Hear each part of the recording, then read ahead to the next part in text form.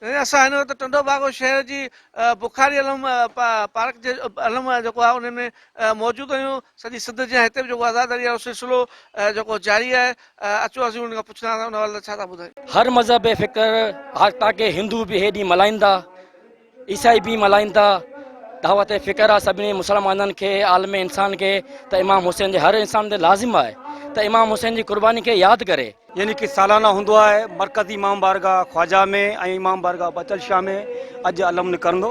ठीकु है ऐं ठीक जेको 10 बजे अलामा साहिब किताब करणु फरमाईंदो, उनखां बाद में जुलूस बरामद थींदा। पोइ हितां खां जेको सो हिननि जो काफ़िलो वेंदो खॾारो, उनमें असांजी सिक्योरिटी जो इंतज़ाम सभु पूरा आहिनि ऐं का बि हिते जेको सो अहिड़ो मसइलो अञा अलाह पनाने कोन आयो आहे पेश, न ई ईंदो। माशाल्लाह हिते आज़ादारी माशाल्लाह टंडो बागो शहर सिटी में माशाल्लाह ज़बरदस्त पई थिए, सुकून अमन अमान लॻो पियो आहे। ही बुखारी अलम आहे, असीं उन्हनि जा सभु जेके बि हिते वेठा आहियूं मुज़ावर आहियूं। करबला जे शहीदनि जी यादि मल्हायूं पिया। हे 2 मुहर्रम माना अॼु आहे 8 तारीख़ 7 तारीख़ आहे। इन हिसाब सां असीं पंहिंजे अमन ईमान सां आज़ादारी करियूं पिया। ॾींहुं राति मजलिसुनि में मसरूफ़ आहियूं। त शरीक जेको आहे उन्हनि जूं ॻाल्हियूं ॿुधियूं।